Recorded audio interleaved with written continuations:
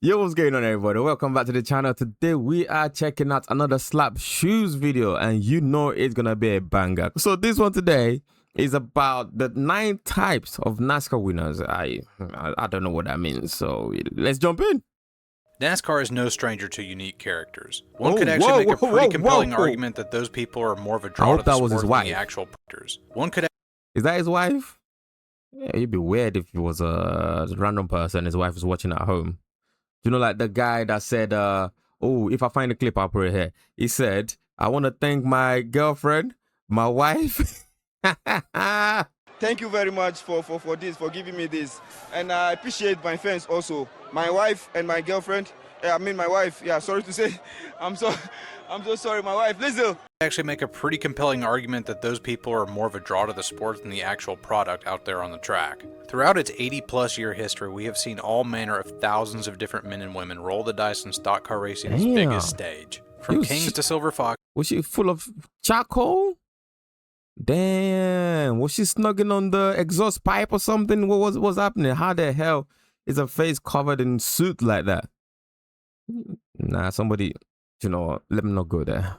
Thousands of different men and women roll the dice in stock car racing's biggest stage. From kings to silver foxes, from humble mechanics racing part-time to rich playboys just trying their hand at going fast. But by my count, out of those thousands, only around 400 have ever won a race in NASCAR's top 3 touring series. Just in the Cup Series alone, we have nearly 3,000 individuals who have cranked up their engines to start a race, and only 191 have ever actually crossed the line in first in at least one of those starts. Winning a race in one of the 3 big leagues of stock car racing is an extremely difficult task that involves gobs of money getting flung around, an absurd amount of raw talent, mixed with a high level of experience you can't get anywhere else except by just turning laps, and of course, a little bit of luck. Not only are you battling the laws of physics and your own fear, but you're doing this dance with a 3,000-pound hunk of steel that has the aerodynamic properties of a brick, with a 20-something gallon tank of highly flammable liquid strapped to the back, with it might be a brick, but that brick got a big old engine, and it goes vroom vroom, so I don't mind. 20 to 40 other guys and gals trying their best to beat you to the line. That's the crazy over part. The course of hours. Jeez. Sweltering in a metal coffin that can reach temperatures of up to 145 degrees Fahrenheit. Jesus, what kinds of people Lord. do this? Better yet, what kinds of people like doing this and are good at it? Who are these lucky few hundred? What makes them tick? Well, let's find out. All right, I'm ready. Hit me with it, bro. If you've ever played Dungeons and Dragons before, or you're just a denizen of the internet like me, you'll recognize this immediately as an alignment chart. It's got 2 axes. One looks at lawfulness and chaos, the other one looks at good and evil. One determines whether or not you follow the spirit of the law, the other one looks at whether or not you follow the letter of the law. Outside of D&D, this is probably one of the oldest internet memes, and you can use it to easily label any group of things or characters for your own enjoyment. It quite literally goes with anything. What type of media port you use, Game of Thrones characters, you name it, and you can fit it into an alignment chart. NASCAR isn't any different, so let's get into it. But where to start? You know, NASCAR has always been called a sport of good old boys, so why not start with the truest form of good there is? I've not heard of many good I've heard of good drivers, but I mean, like, good in the spirit of racing. They have been some bad people. They just be taking people out left, right, center, causing havoc. Maybe I've heard about one person that was actually just a good, level-headed, not getting involved in shenanigans. Maybe one time so far. I'm still new, guys, by the way, okay? Lawful good. These are guys who follow the rules, respect their competitors, and are generally well liked by fans due to their honorable nature. All right. These are guys like Benny Parsons, Chase Elliott, and his old man Bill Elliott. Guys like this work hard, race hard, and get the results to show for it at the end of the day. All without pissing anybody off and keeping the fans on their side. Bill Elliott won Most Popular Driver of the Year honors 16 times in his career, and likely would have won more if he hadn't requested that his name be removed from the ballot in 2002 just so other drivers could have a chance. But lawful good drivers have How good can you be? It was so good that it didn't want to be voted for again so that somebody else can win. That's ridiculous. a nasty habit. One that will test even their most ardent supporters through all of the heartache and occasional nausea, and we'll get into that in greater detail in just a minute or two. But I think there is one man who epitomizes lawful good more than any other driver, and that is none other than my favorite race car driver of all time, Mark Martin. Mark Martin won nearly 100 races in NASCAR's top 3 divisions. He was also one of the first guys to utilize a strenuous physical fitness regimen to give himself an edge out on the track, so that he could better endure the harsh conditions inside of a race car for longer periods of time. Mark was beloved by fans and drivers alike, and he rarely, if ever, had a heated word to say towards anybody. He raced everybody around him cleanly, and his competitors responded in kind. This fair give-and-take style helped Mark to win a lot of races, but Mark Martin also finished second, disturbingly often. He won 40 races in NASCAR's top series, but he ended up with 61 runner-up finishes. He was 50% more likely to finish second than he was to win. In the Cup Series, this is unprecedented for drivers with his win total. Most have more wins than runner-ups, but for those who have more second-place honors, it's usually at least pretty close. But Mark breaks this chart. Oddly enough, another all-around good guy, Harry Gant, pops up here too. He won 18 races but finished second 35 times. He was nearly twice as likely to be the runner-up than he was to win. Bill and Chase Elliott, they finished second 8 times before they won their first respective races. But the hard... What I'm learning from this is it's bad to be a good guy, okay? You gotta go out there, cause some havoc, and get more wins. That's what I'm hearing. Am I right or am I right? break doesn't end by just coming up short more often than winning. For Mark Martin, it was all about when and where he finished second. There was the heart-wrenching loss at the 2007 Daytona 500, where Mark had the car to beat, but a late green-white checkered saw Kevin Harvick come from way back in the field in just 2 laps to nudge Mark out at the line. It was just the 4th lap Kevin Harvick led all day.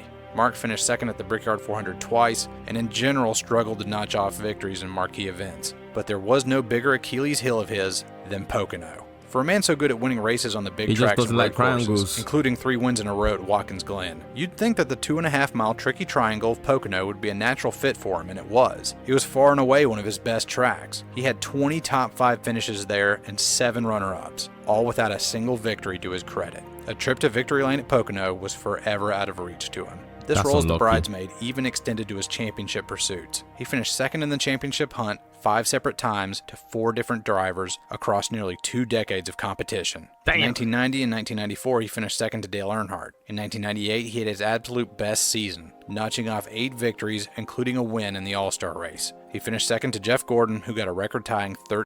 Well, to be fair, Jeff Gordon had 13 wins that year, so yeah, that's a lot. That is a lot of wins. And he had 7. The next person was 7.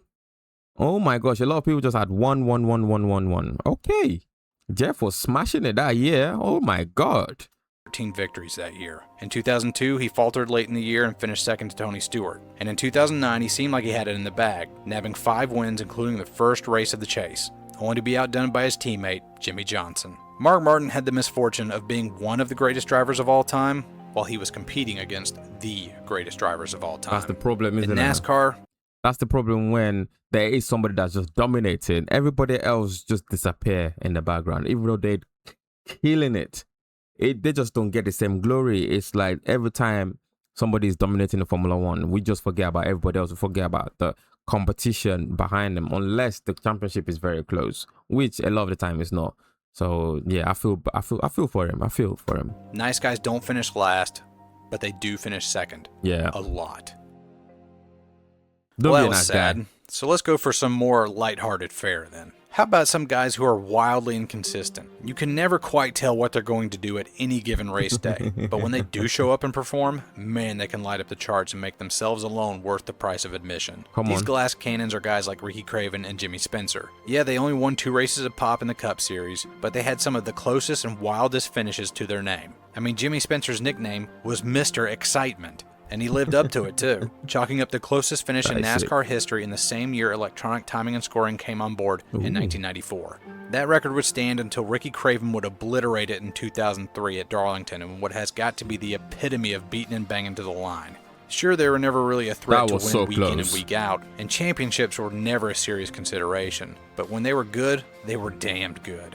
Trevor Bayne got his only career victory in the Cup Series at the Daytona 500 in 2011. And he did it at such a young age, he wasn't even old enough to drink the champagne they sprayed on him in victory lane. It really wasn't a fluke either. He had been bad fast all the speed weeks, and Jeff Gordon had even picked him out to be his preferred drafting partner. Late in the event, he threw a mean block on Carl Edwards and notched his first and only top-tier series win. But I don't think anyone epitomizes chaotic good better than Jamie McMurray.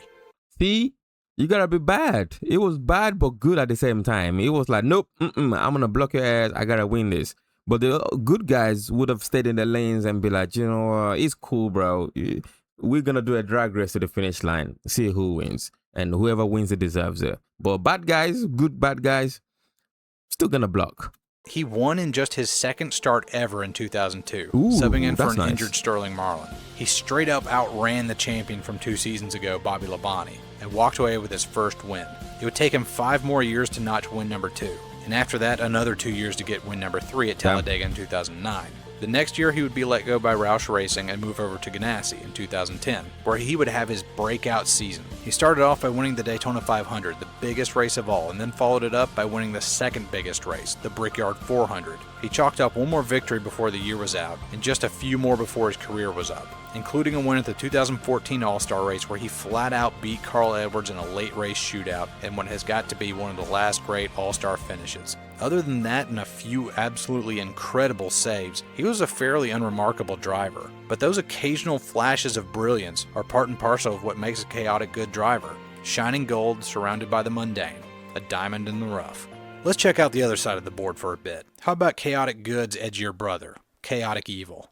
Surely the Busch brothers have to be mentioned here, as they've been known to butt heads with all manner of drivers for various reasons. In the early 90s, Rusty Wallace had pissed off plenty of people with his antics, and all 3 drivers were one-off champions who had a tendency to be as inconsistent as they were brutish. But I don't think anybody can compare to the embodiment of chaotic evil in NASCAR that is the man in black, the Intimidator, Dale Earnhardt Sr. Yeah, I knew it was going to be there. Bro, it took over the whole page. He was kicking people out of the way all the time. Bump and run. Dale Earnhardt Sr. had no qualms about booting other people out of the way, or just flat out wrecking them to get ahead. But conversely, he was a man of great empathy as well. When Ayrton Senna in F1 and Davey Allison in NASCAR both died in 1994 and 1993 respectively, it was Sr. who won the following races both times. And both times he was visibly shaken and moved. He said of Davey, "I'd run second to him in a heartbeat if it meant it could bring him back."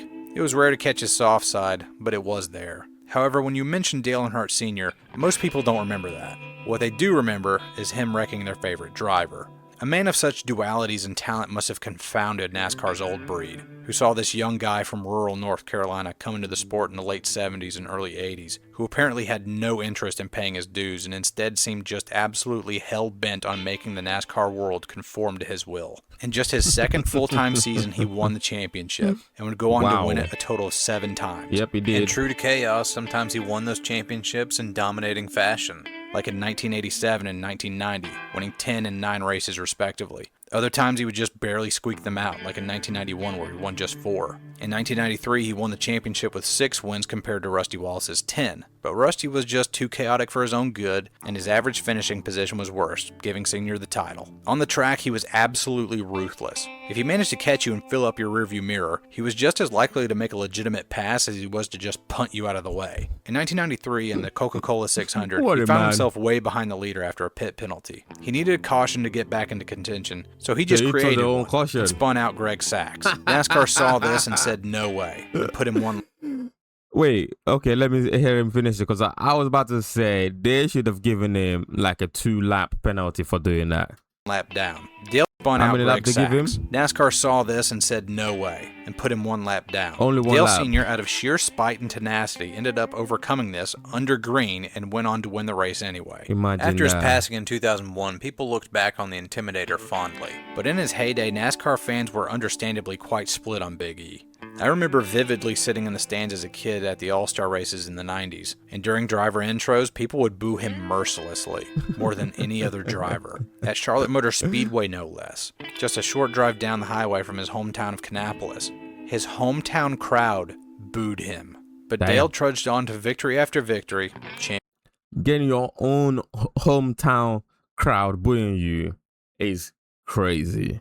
Like, the people you're racing for, like, you want to win your hometown race, but they don't even want you. Oh, that's wild. That's wild. Championship after championship. How does a man manage to win that much while making so many enemies? Well, not giving a shit helps. To show you how little he gave a shit sometimes, I'm going to show you what I think is the quintessential Intimidator moment. It wasn't some short track bump and run or a big block en route to a restrictor plate win. Nope, it was the last race of the 1992 season, the Hooters 500 at Atlanta Motor Speedway. Going into this race, we had 6 drivers mathematically eligible to win the championship, and none of them were Dale Earnhardt. 3 of them were long shots. Mark Martin, Harry Gant, and Kyle Petty pretty much needed a miracle to win. But the other 3, Davey Allison, Alan Kawicki, and Bill Elliott, were in a dead heat. Earnhardt had a miserable 92 campaign. After coming off back-to-back championships, everybody expected him to make a run at Cale Yarborough's record and get 3 straight, but fate would say otherwise. He qualified on the second row behind Rick Mast and Brett Bodine, 2 guys with just 1 victory between them, and who saw an opportunity to nab a win while the big dogs were playing at safer points. However, going into the first turn on the second lap, Earnhardt wrecks both of them. Why? Simple. He just didn't give a shit. And he certainly didn't give a shit that all 6 of the championship-eligible drivers were behind him when this happened. Somehow, all 6 made it through with only Davey Allison taking some minor damage to his quarter panel. It slowed his car down enough, however, that he spent dozens of laps trying to correct it. When he finally got it squared away, Swervin' Ernie Irvin lost it coming out of 4 and collected Davey, who was marching his way up through the field. Yep, Dale Sr. indirectly ruined Davey Allison's 1992 championship quest because he was salty about having a bad season and decided the pulse hitters weren't going fast enough on lap 2. Again, few men gave as few shits as Dale Earnhardt. But such is the nature of chaotic evil, just as likely to race you clean as they are to race you dirty. And when they do you wrong, chances are even they themselves couldn't explain why they did it, because chaos just doesn't give a shit. Chaos is a bit of a head scratcher to be sure, but you know what's simple and easy enough to wrap your head around?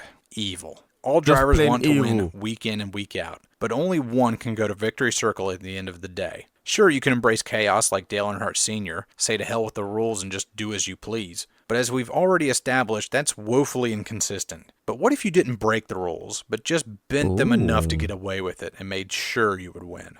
Let's talk a minute about lawful evil. Gotta be in there. There's an old saying in racing, if you ain't cheating, you ain't winning. Everyone does it, and even your favorite driver isn't immune from it, although they probably drove a questionably legal car unwittingly. We could talk about Flexgate from the previous season, where rear window bracing would give way at high speeds to redirect more air towards the spoiler, or Spingate, where Clint Boyer spun himself out on purpose to give his teammate Martin Truex a better shot at getting into the chase. In both cases, NASCAR penalized the respective parties rather arbitrarily, being that there was technically no rule in place at the time to brake. Jeff Gordon's T-Rex car at the 1997 All-Star race was so dominant that NASCAR effectively banned it the next day and told crew chief Ray Evernham to never bring it back to a racetrack ever again. You see, the best way to break a rule is to break it before it's even in the books. And there has to be no better master of loopholes and forward thinking than Junior Johnson. I knew it's it was often be joked that 1. Junior Johnson essentially wrote half of the existing NASCAR rulebook due to his many shenanigans, but a lot of truth is said in jest.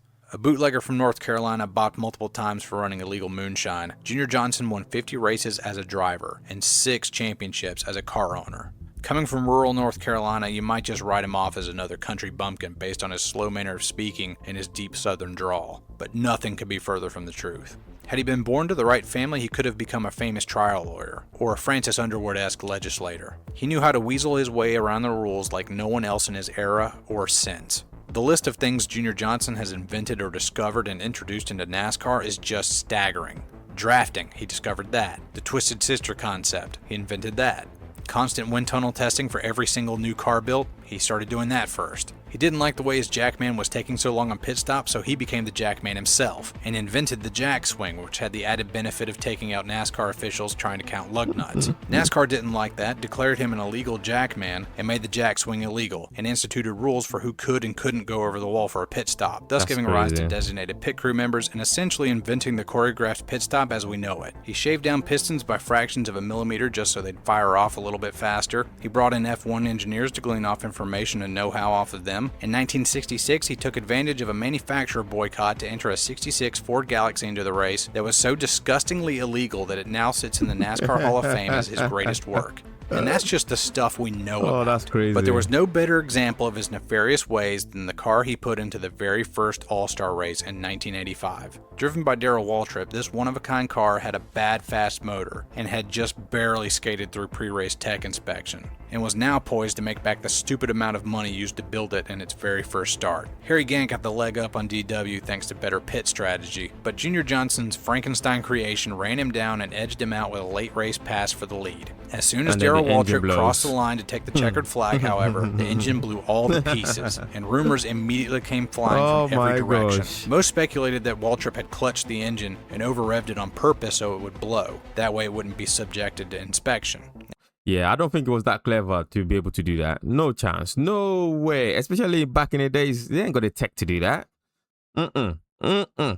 After all, it's hard to inspect an engine when it's in a million tiny pieces littered across the track. Some even posited the opinion that Junior had put a remote explosive in the engine. A far-fetched theory to be sure, but the fact that it was even up for consideration is testament to Junior Johnson's conniving nature, his mile-long rap sheet. NASCAR inspected what was left of the car and the motor, and everything was in order as best as they could tell. 7 out of 8 cylinders were intact and up to spec. The 8th? Well, it's in pieces out in Concord, North Carolina somewhere. Probably sifted into the dirt beneath the speedway by now. NASCAR begrudgingly handed Junior Johnson his check, and he laughed his happy ass all the way to the bank. NASCAR fans will often muse out loud that if Junior Johnson had what we have today at his disposal, he would be unstoppable. But the men who drove for him will fire back with, how do you know he didn't?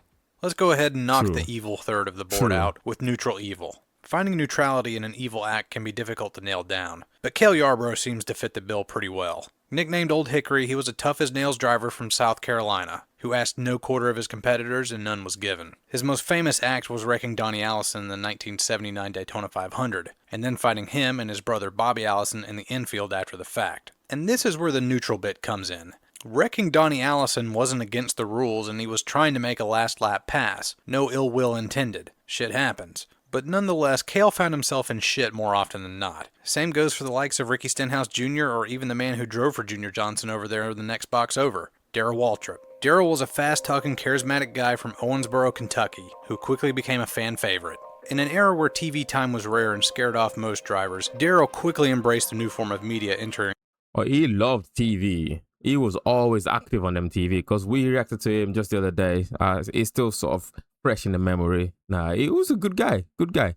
The sport. Had he been starting his career out today, he would no doubt have hundreds of thousands of followers on every single imaginable form of social media. After a run-in with Cale Yarborough at Darlington, Old Hickory gave him a new moniker, Jaws. His car could almost run as fast as his mouth, they would say about him. However, 84 times, his car actually did outrun his mouth, and he found himself in victory lane infuriatingly often.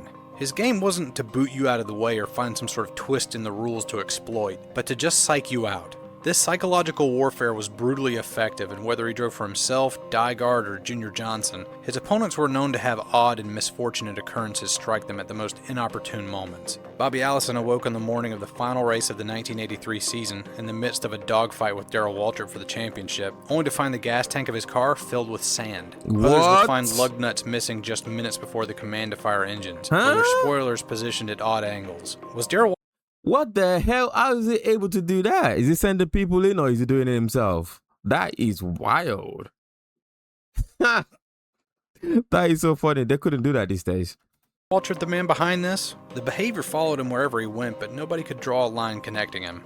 On the track, however, he would race you in bewildering fashion. He would catch you and do one of two things, either make a crazy bonsai pass as if to say, hey, I can do this crazy move this early in the race and not give a rip, can you? Or he would just ride on your bumper or quarter panel, like some annoying asshole on the interstate would do. Not trying to make a pass or anything, but just to let you know that he was there and he could do whatever he wanted to at any moment. Almost like a cat playing with a mouse before he eats it. Say what you will about him or his antics, it led him to 3 championships and a stupid number of race wins, which included 7 wins in a row at Bristol, one of the toughest racetracks on the circuit. He was so good there they even named a section of grandstands after him. In true neutral evil fashion, the man got results. While we're on the subject of neutrality, let's drift on over to lawful neutral. What we're looking for here are guys who follow the letter of the law, but have some ethical issues to hammer out. They'll cooperate with you and race you clean to an extent, but that doesn't mean that they're going to race you easy. Or they ain't no pushover. Okay, you piss them off, they're gonna bite back. Hell yeah, I like this kind of people. Play fair when the chips are down. Take Ryan Newman, for example, a driver that is notoriously difficult to pass. Whether it's lap 1 or just 1 to go, he will race you just as hard in either instance. I thought Ryan Newman always crashed. I thought that was his thing. I didn't know it was a hard person to pass.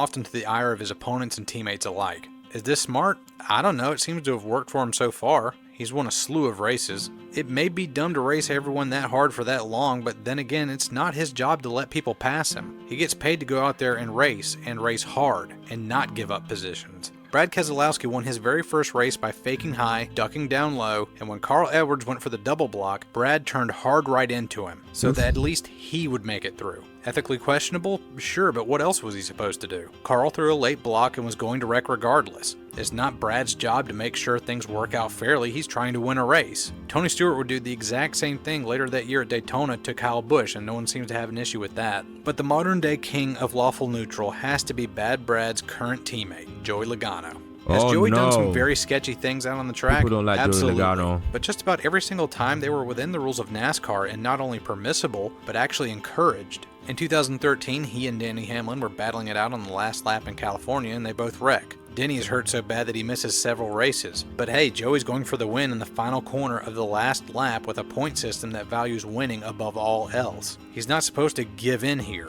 In 2015, he and Matt Kenseth are in a dogfight for the championship. With the current knockout style of playoff in place, Joey and Matt both need a win at Kansas. Joey gets a huge run on the front stretch and Matt goes to block. Joey holds his line and dumps him. Was this a chicken shit move? No doubt. But when you go to block a guy who's that much faster than you, what do you honestly expect? Yeah. Matt Kenseth would have his revenge a few weeks later at Martinsville and effectively ruined Logano's 2015 championship run. But the quintessential lawful neutral moment of his, the 2018 Martinsville playoff race. Joey needs a win to punch his ticket into the next round, and on the last lap, he has just one man to beat, the defending champion, Martin Truex Jr. He gives him the old bump and run out of turn 4 and wins the race. Truex wasn't too happy about it and had this to say after the race.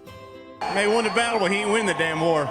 Spoiler alert, he won the damn war. With the power move to the outside in the closing laps of the last race of the season, he clinched the cup by winning the race outright. Was this move back in Martinsville dirty? Kind of, yeah, but he had to do that. Just the next week in Phoenix, Logano would wreck out and the only thing keeping him in the championship hunt was his win earlier in the round. Joey rightly calls that Martinsville car his championship car, because without that bump and run, he doesn't make it into the last round of the chase and isn't the 2018 champion. Is that fair? True. Probably not, but those were the rules in place at the time, and you can hardly blame him for abiding by the rules and doing exactly what they encourage him to do. That's just lawful neutral for you.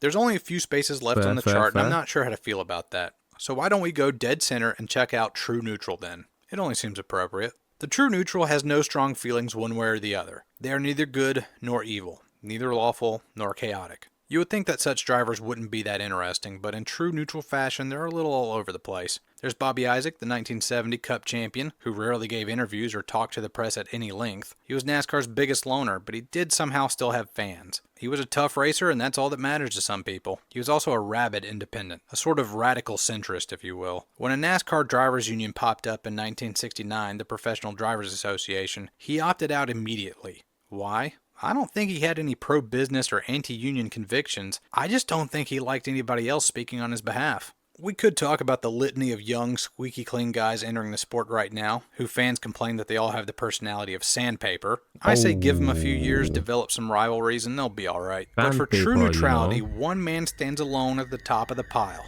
One man currently embodies the spirit of the true neutral better than anyone piloting a race car. That man is Paul Menard. Oh, I don't know him. I want you to do something for me real quick. I know the name Google Menard. image search Paul Menard and try to find a picture of him smiling. It's harder than you might think. Even when you do run across the rare picture of him smiling, it just kind of seems awkward. Like he knows which facial muscles to use, but the act itself is still very foreign to him. It doesn't come naturally. Like an alien. He doesn't get outwardly emotional at all, and even the way he races is just kind of blasé. His wins are also without panache. He doesn't win by making daring moves at the last second or by showboating. He usually just quietly pulls away and comes out with the W. His one and only Cup Series win comes in probably the most neutral way imaginable, by fuel mileage. There's no mystique or flashiness in that. It's just math, mixed in with a little bit of guesswork, and all throughout, Paul Menard remains stoic. Oh hey, there's that smile. Next, let's head north a bit and look at neutral good. The neutral good plays by the rules when it suits his case, but isn't afraid to mix things up on occasion to win the crowd over. Okay. Matt Kenseth fits this bill perfectly. He had a habit of qualifying poorly only to show up on race day with a fast car and slice his way through the field and put on a show, much to the admiration of the NASCAR nation. And after he spun himself out trying to edge out Dave Blaney at the line in Charlotte, no one doubted his drive to win. Carl Edwards also had a bunch of fans, and while his occasional chaotic side would drive some people away, they'd always come right back. His run-ins with Kyle Busch at Bristol were of special importance to us cousins. That was some scary punch looking right there. Oh my lord. Ew. Ooh. Damn, they were teammates. He was scared, bro.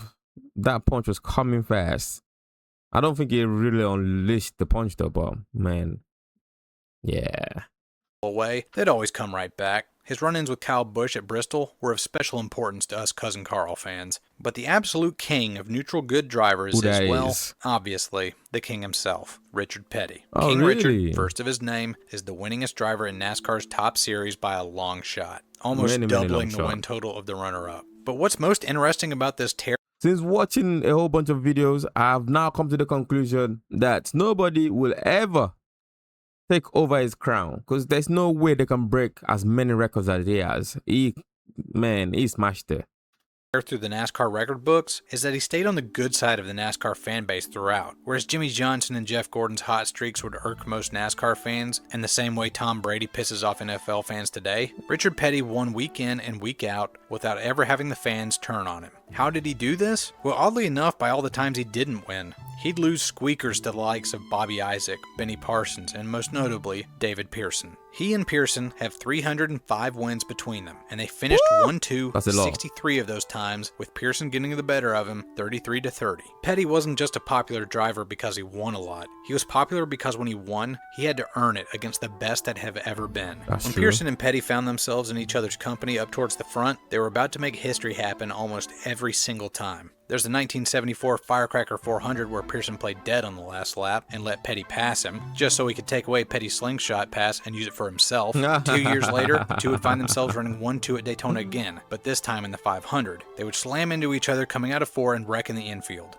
They were so far ahead of third place that whoever could fire up their engine first and limp across the line would be declared the winner. Pearson was able to get his Mercury to roll over first and staggered across the line for his first and only Daytona 500 crown, while Petty had to have his crew push his wreck to the finish. The two men played cat and mouse with each other for decades, and never shied away from toying with the other for their own amusement. They were pretty much made for each other. Late in life, Richard Petty and David Pearson would be interviewed and asked who they thought the best driver of all time was. Richard Petty, without hesitation, pointed towards David Pearson. Pearson just smiled and said, "I agree with Richard." The racing gods are mostly fair and just. Those who work the hardest, have the most talent, and pay their due diligence usually end up with the W. But every once in a while, during the quiet deliberations amongst said racing gods, Lady Chaos stumbles into the room in a drunken stupor, throws up her hands, and just declares a winner, whether anybody in the room or the appointed winner likes it or not. All your hard work, sacrifice, and money can be all for naught if just a few factors go the wrong way. It is entirely possible to win a NASCAR race by sheer goddamned accident. It's happened before and it'll happen again. So let's go practice the dark arts of scoring a NASCAR win. Let's take a dance with Lady Chaos and the pale moonlight and see what happens. Let's take a look at Chaotic Neutral.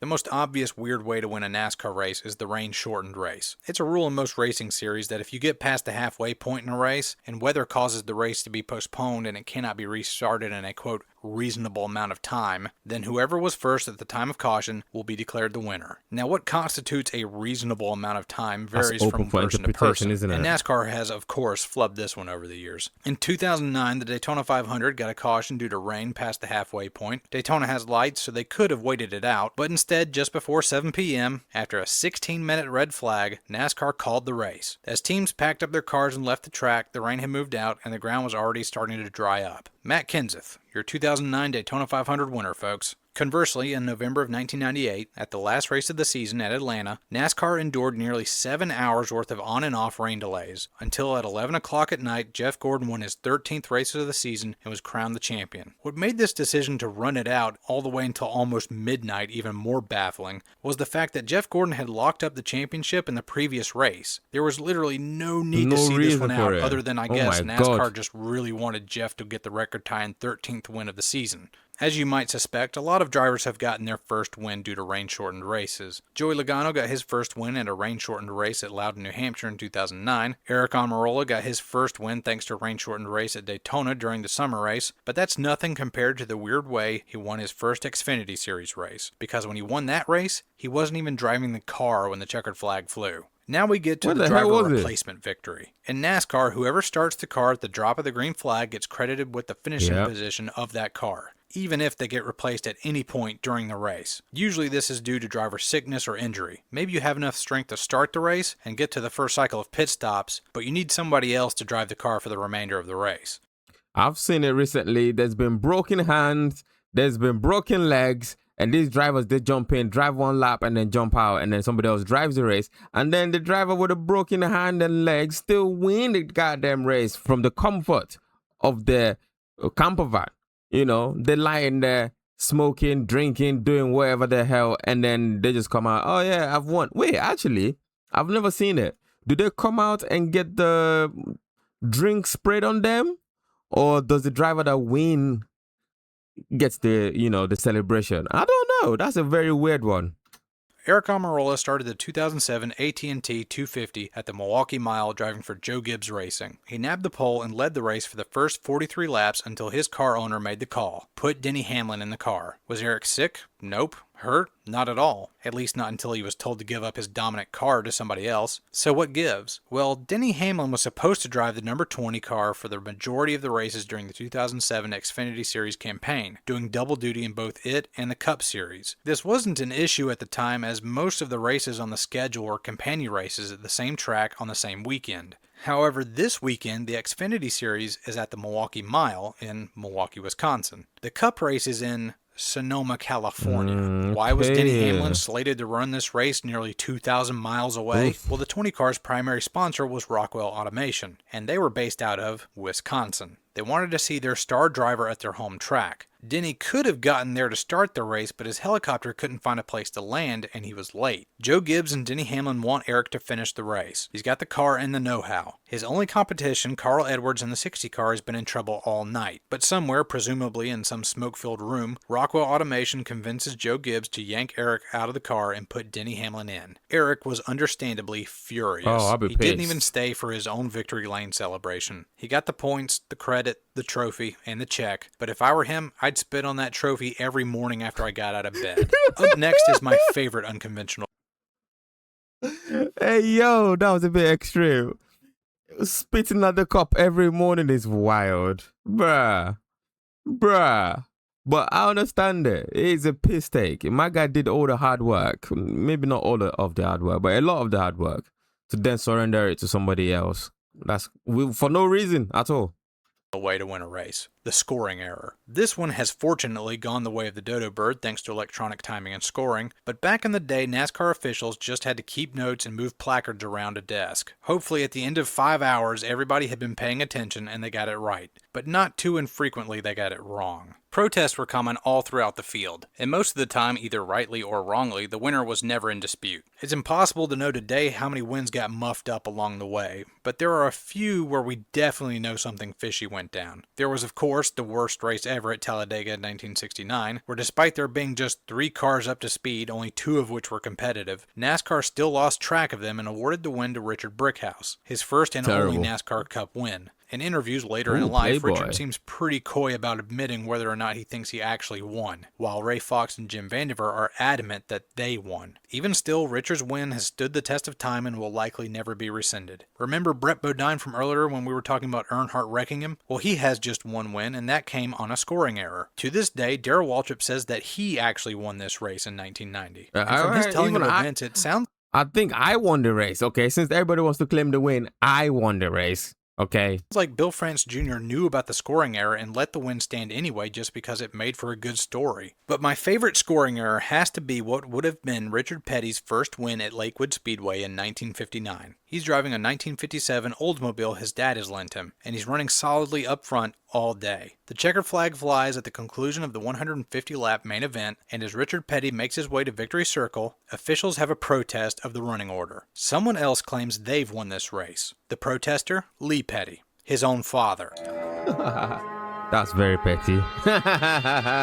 Bad joke, I know. That's right, Lee Petty protested his son's first win, and he got the running order changed so that he won and Richard was placed in second. Now, to be fair, Richard says that he never actually thought he won that race, and was just going to roll with it just to see what would happen. Also, this was his dad's primary source of income, and he needs to put food on the table for his family and fund his race team. And Richard is just out here for funsies, racing for that exact same team that needs the money far more than he does. But man, that's just cold. I don't care who you are. So there it is, Lee Petty, one cold ass honky. But for all of this chaos, it still doesn't tell the full story of how crazy a NASCAR race can be at the finish. Meet the Buescher cousins. Together they have two of the most unlikely wins in NASCAR history, and the fact that they're related just makes it even more insane. First, let's start with the younger Buescher, Chris. It's August the 1st in 2016 at the second Pocono race. Like most late summer Pocono races, rain is an issue, and our old friend the rain-shortened race is looking to make another appearance. Rain's on the way according to the radar, so guys are stretching out their fuel runs as long as they can, in hopes that they'll just get lucky and be out front when the rain hits. But suddenly, something unexpected comes up. A fog bank. Oof. Fog rolls into turn 2, and pretty soon the driver spotters can't see half the track. As a safety precaution, NASCAR yellow flagged the event, but as the fog gets thicker, they decide to throw the red and halt the race. Chris's team is praying for rain, but it never comes. Instead, the fog just hangs over the track, longer and longer.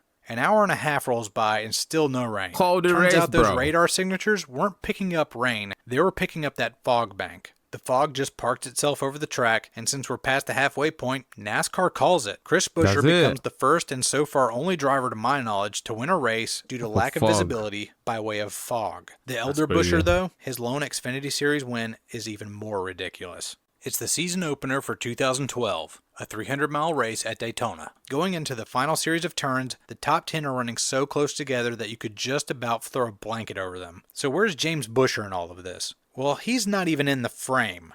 Let's back up a bit. That's him back there. Where? In 11th, on the final turn of the final lap. I don't know Does what that that mean, number. Yep, what number the that car top is. 10 completely wreck out. James somehow weaves his way through the carnage, narrowly misses getting bodied by Brad Keselowski, and speeds to his first and only victory in the series, presumably while screaming during the entire ordeal and probably having an accident in his fire suit. Two guys, both of them cousins, getting their first and only victories in their respective series in the most unconventional and unique ways imaginable. That will probably never happen again, certainly not in my lifetime, and I can't think of a better send-off for a chaotic neutral. So there it is, the 9 types of NASCAR winners. Where does your favorite driver fit into this whole crazy, stupid thing? Sound off down in the comments and let me know. Man, that was crazy. I wasn't expecting this level of details, man. I've never played D&D, so I didn't know about this crazy grid to put people into different categories. This is wild. And yeah, I enjoyed the video. Broke down a lot of things. I understand more about the drivers and a few drivers never heard of before. So they are now in the memory for a little while. I need to find videos about them to lock them in. But no, this was beautiful. Yeah, thank you for the recommendation, guys. Appreciate it. Anyway, I'll see you in the next one, guys. Don't forget to like and subscribe. Take it easy. Have a wonderful day. Goodbye. Peace.